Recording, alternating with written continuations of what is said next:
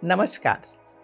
क्या आप जानते हैं कि अपनी सांसों पर नियंत्रण रखना सिर्फ सांस लेने की क्रिया तक सीमित नहीं है। जब हम अपने श्वास को संभालना सीखते हैं, तब हम धीरे धीरे अपने शरीर और मन दोनों के कार्यों को भी संतुलित और नियंत्रित कर पाते हैं। आज हम देखेंगे कि सिर्फ 5 मिनट के प्राणायाम का अभ्यास कैसे किया जा सकता है। इस प्रैक्टिस की सबसे खास बात यह है कि इसे आप लगभग कहीं भी और कभी भी कर सकते हैं।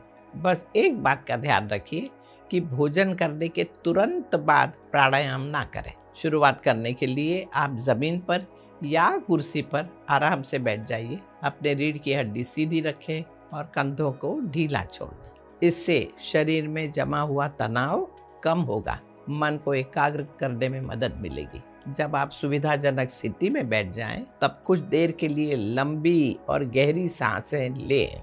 इस प्रक्रिया को कंडीशनिंग कहा जाता है। इस दौरान अपनी सांसों के प्राकृतिक प्रवाह पर ध्यान ले आइए।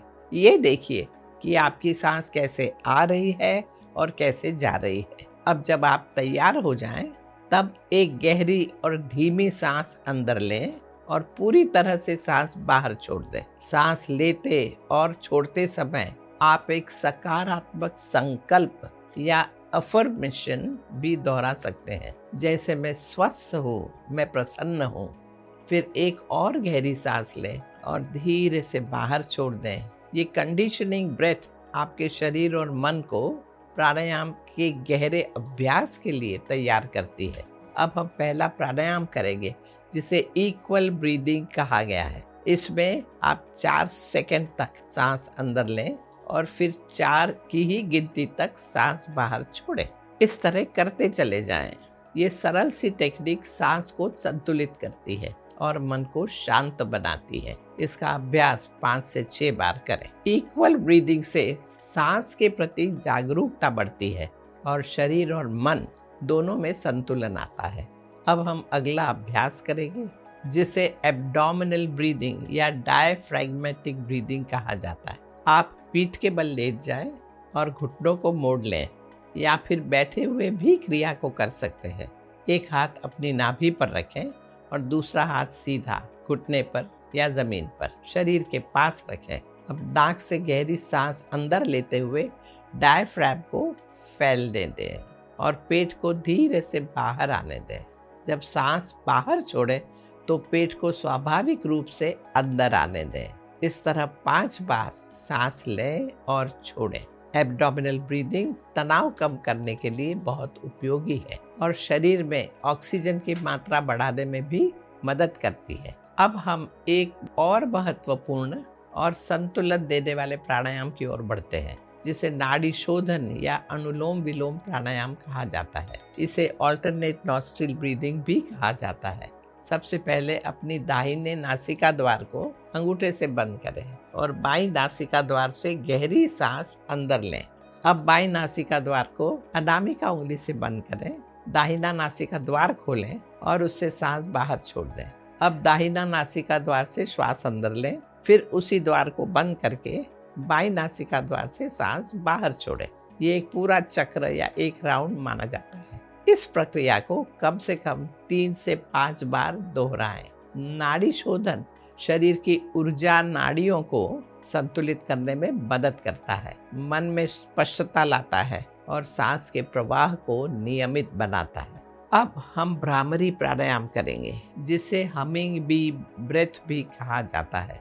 अपनी आंखें बंद कर लीजिए और नाक से एक गहरी सांस अंदर लें और सांस बाहर छोड़ते हुए मधुमक्खी के गुंजन जैसी कोमल ध्वनि निकालिए। इस ध्वनि से उत्पन्न होने वाले कोमल कंपन को अपने पूरे शरीर में महसूस कीजिए। उसे अपने सर पर भी महसूस कीजिए। उसका अभ्यास 5 बार करें। ये भ्रामरी प्राणायाम मन को शांत करने और चिंता या एंजाइटी को कम करने के लिए बहुत प्रभावी माना जाता है। इन सभी प्राणायाम के बाद कुछ क्षण के लिए शांत बैठ जाइए। अपने शरीर और मन में हो रहे अनुभव को देखिए। उस शांति और स्थिरता को महसूस कीजिए। जो इन सरल लेकिन शक्तिशाली श्वसन अभ्यासों से उत्पन्न होती है। ये 5 मिनट की प्राणायाम प्रैक्टिस आप घर पर, कार्यस्थल पर या यात्रा के दौरान भी आसानी से कर सकते हैं। नियमित अभ्यास से आपकी सांस धीमी, स्थिर और सामंजस्यपूर्ण हो जाती है। समय के साथ आप अपना समग्र स्वास्थ्य और कल्याण में सकारात्मक बदलाव अवश्य महसूस करेंगे। प्राणायाम का नियमित अभ्यास शरीर की अतिरिक्त चर्बी कम करने, शरीर को हल्का और सक्रिय बनाने, शारीरिक शक्ति बढ़ाने और स्वास्थ्य को बेहतर बनाने में सहायक हो सकता है। ये जीवन की गुणवत्ता और आयु दोनों को बेहतर बनाने में भी योगदान देता है। इसलिए प्राणायाम का अभ्यास नियमित रूप से करें, शांत रहना सीखें, अपने मन में संतुलन बनाए रखें और जीवन के हर काम को संतुलित मन से करने का प्रयास करें। आपका जीवन स्वस्थ, शांति और सफलता से भरपूर हो। शुभमस्तु। नमस्कार।